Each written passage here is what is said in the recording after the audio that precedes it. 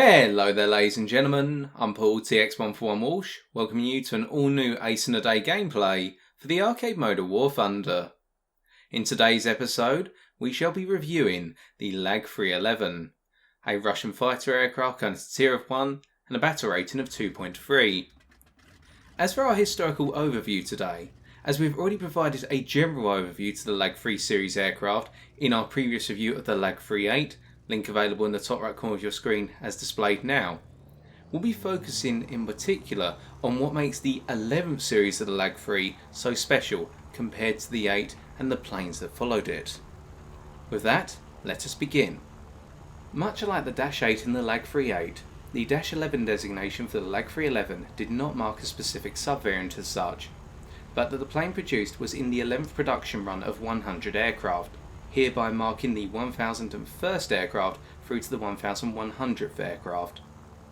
Arriving on the front lines by the start of January 1942, the 11th series was unique in that it marked the first attempt to convert the LaGG-3 into an aircraft fit for the ground attack role.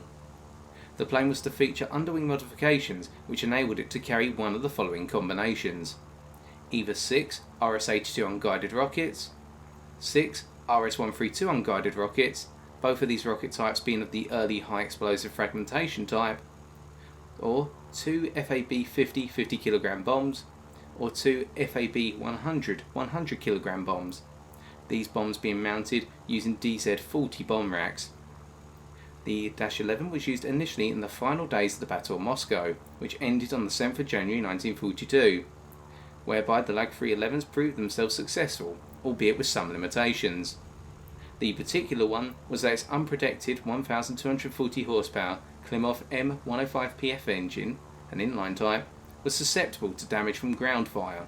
This undermined the plane's otherwise highly durable airframe. It should also be noted that over the lifespan of the LaGG-3, continued attempts were made to improve the plane's performance by lightening its airframe. It is quite possible that between the LaGG-3-8 series and the LaGG-3-11 series some minor modifications may have been made. However, I have not been able to find any of note. The lasting legacy of the 11 series was that due to its relative success in the ground attack role, all future production series of the LaGG-3 were given the option to mount ordnance for the ground attack role. The next notable LaGG-3 series aircraft was the LaGG-3-34, which was produced as of December 1942. And with our historical overview concluded, let us take a look at how the LaGG-3-11 handles in War Thunder's arcade mode. Today's gameplay is brought to you from the Domination map Corson using the following setup. Stealth belts for all types of armament, the first reason for this being that it will cater to our subtle boom and zoom style of play, whereby when we get on the 6 of a foe, if we happen to miss when we open fire, they'll have no tracer whizzing past their cockpit to alert them to our presence. Secondly, in my experience I have found these belts to be the most powerful out of those available for dealing with any type of aircraft. And now some of you may be wondering, why have we swapped from the ground attack belt to the stealth belt on our 20mm cannon by comparison with our LaGG-3-8 review which we conducted 3 years ago? The reasoning for this is that back when I did that review, the number of aircraft within the battle rating range of 1.3 to 3.3, which the LaGG-3-11 and LaGG-3-8 will see, was much more limited and consisted of very low durability aircraft, whether they be the early monoplane fighters or the late biplanes. As time has gone on, however, more and more aircraft have saturated this battle rating range and they're typically embodying more durable airframes now. And the high explosive fragmentation shell dominated ground attack belt doesn't always get the job done. But instead, the mixture of 2 high explosive fragmentation shells, 1 fragmentation incendiary and 1 armour piercing incendiary in the stealth belt for the LaGG-3-11 gets the job done for all types of aircraft. It's a much more consistent damage dealer. Our gun convergence is set to 500 metres as our armament is based in or around the nose and is therefore not convergence reliant, and we're taking a 30-minute fuel load as per the norm to make it to the end of the game unscathed on fuel capacity. We begin our analysis then by going head to head with Messerschmitt 19 ML3, who, whilst taking significant damage to their engine from our 20mm cannon in the initial head to head, catches us out by trying to trigger a set of vertical scissors early on. But as we can see, we can use our superior roll rate to force the scissors out into a climbing spiral, and with the ML3's engine significantly damaged, they'll stall out. Now we can hammerhead over the top and begin to cut them apart for our first kill. And here we should note all 3 control surfaces of the LaGG-3-11 working in harmony. whereby you have two very strong ones and one rather weak one. So let's articulate. Your strongest control surface is your aileron, whereby you have a rather high roll rate for your batterator tier, and if you exclude the biplanes you'll encounter one of the best roll rates, meaning that you can swap up direction on the fly very nicely, and in particular engage opponents in rolling scissors very well. On top of that, your second best control surface, only by a small margin, is your rudder, whereby this is practically as good as your roll rate. Your rudder is very strong, responds well to input, and on top of that, at low speeds it can keep you alive, as below 300 km an hour all the way down to the stall speed of this aircraft at 165 km an hour, and it's worth noting the stall speed of this aircraft is rather high compared to the other monoplanes it will face. The rudder will enable you to do flat turns very nicely, and very tight ones at that, confounding those foes who may try to turn around you, or alternatively try to loop over you. The other control surface we haven't mentioned, the weakest one by a huge margin, is the elevator, and that is because it's a very heavy control surface, meaning that your ability to conduct loops is very poor. You'll have one of the widest loop circles of the planes available at your batterator tier, and therefore you can't really rely on the elevator to give you any evasive edge, just for conducting manoeuvres such as the turn we saw there, alternatively triggering things such as the climbing spiral, where predominantly you will rely on your ailerons and your rudder to get you through. Now, having taken out the PBY for our second kill, we now initiate our first boom and zoom pass. Diving down here, note how we're trying to control the speed of our dive wherever possible, because as this plane goes to higher and higher speeds, its controllability fades away noticeably. We latch onto the back of the C202 here, picking them apart for our third kill, and then we try to carry our momentum through on the C202EC here for our fourth kill, but carrying in too much speed we can't get a clean enough shot as they head towards the ground. Now let's talk about the high speed controllability of the LaGG-3-11 and its implications, as this plane is a series of contrasts in my opinion. Your roll rate and your rudder are affected at high speed very badly. Your ailerons in particular, at 550 km an hour will begin to lock up, with this lockup maximising at 800 km an hour. You will retain only 20% of your roll rate. On top of that, with the rudder, the lockup begins again at 550 km an hour and maximises at 750 km an hour. You will retain only 50% of your rudder capability.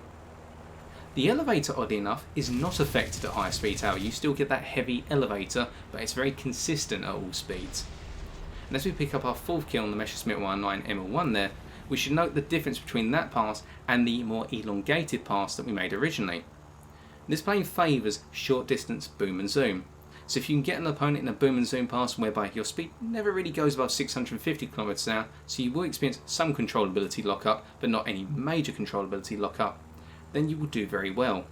It's those long distance high speed boom and zoom passes where this plane is going to let you down somewhat, unless you can begin to anticipate the path for your foe, something we did not do with the C202EC that we tried to get for our fourth kill, whereby we had to make slight adjustments on the fly in our pass, and this plane does not like that when you head to speeds around 700 km an hour. Slight adjustments in a boom and zoom pass are not going to be easy to do unless you've mastered the LaGG-3-11. So outside of that, what else is there to note at high speed?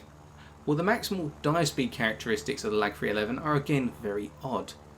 You have a maximum dive speed of 823 km an hour, meaning that whilst this plane enjoys boom and zoom, it's not going to be outrunning many foes it can encounter in a dive, whereby the likes of the MiG-3, the Heinkel 100 D1 and the P-47 Thunderbolt will all outrun this plane when they dive on it, whether it be at short or long distance. On top of that, your dive speed acceleration is rather poor, whereby you'll build up speed gradually, meaning that using a dive to get away from a foe who's say 300 metres behind you is not going to be ideal, whether a biplane or a monoplane.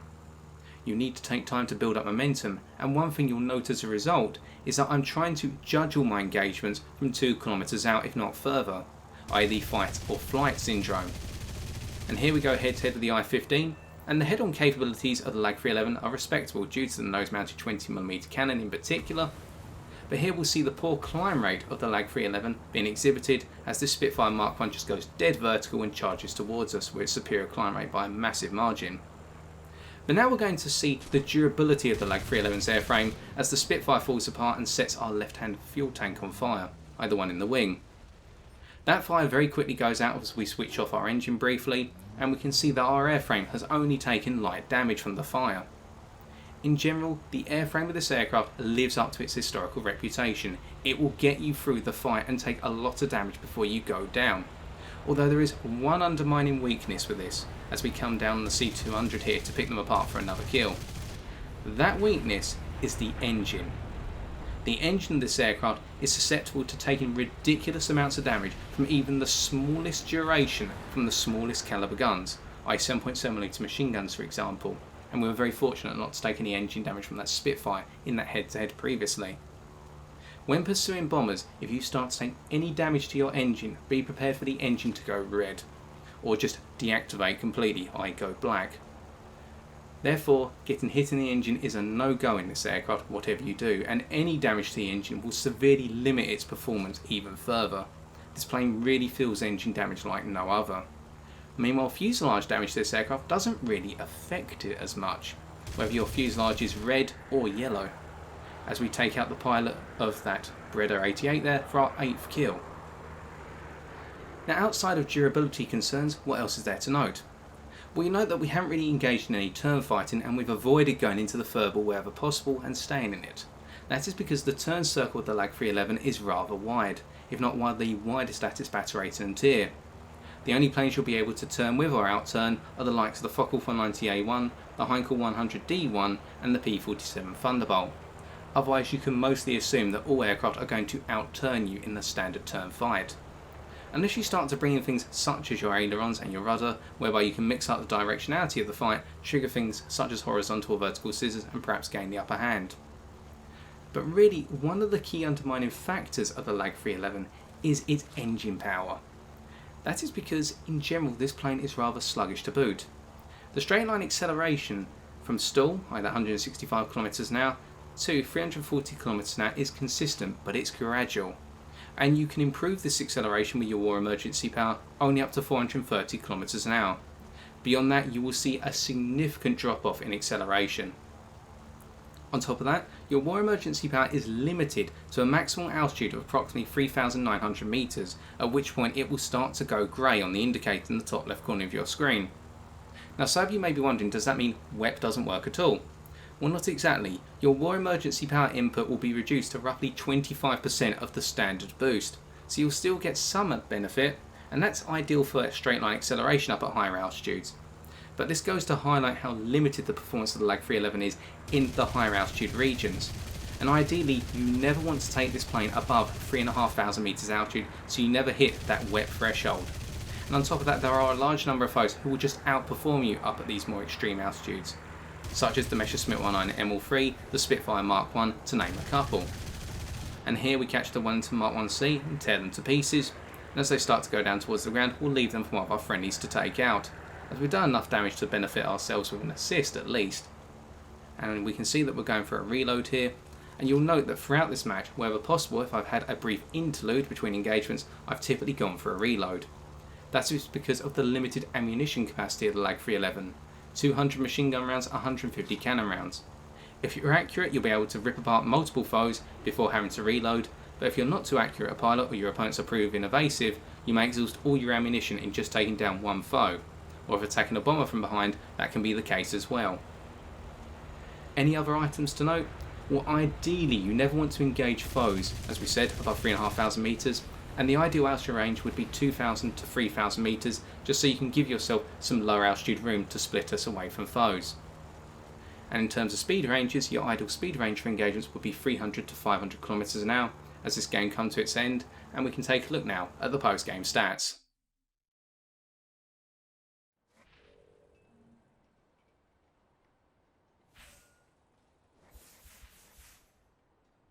With our 8 kills and 2 assists, we're able to pick up 14,845 silver lions and 3,039 research points.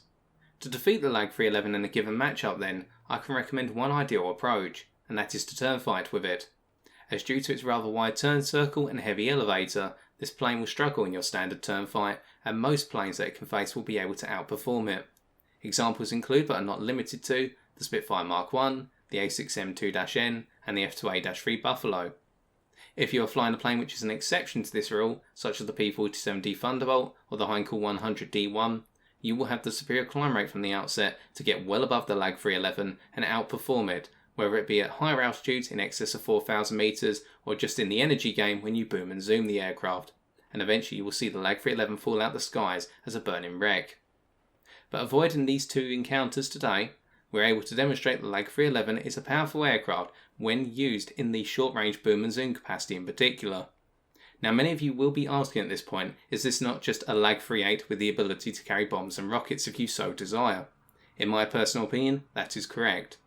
The stat cards of these planes will show that the LaGG-3-11 has the slightly higher top speed and on top of that the slightly better climb rate, but I've noticed no differences in their flight models when they're both not equipped with ground ordnance.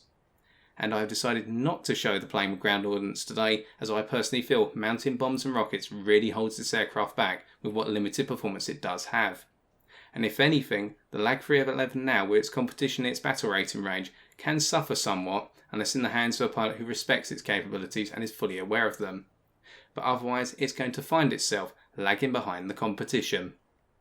And so I've been TX141, and if you have enjoyed this video, why not leave a like, comment or subscribe for future War Thunder videos on my channel. But until next time, ladies and gentlemen, take care and good luck in the skies.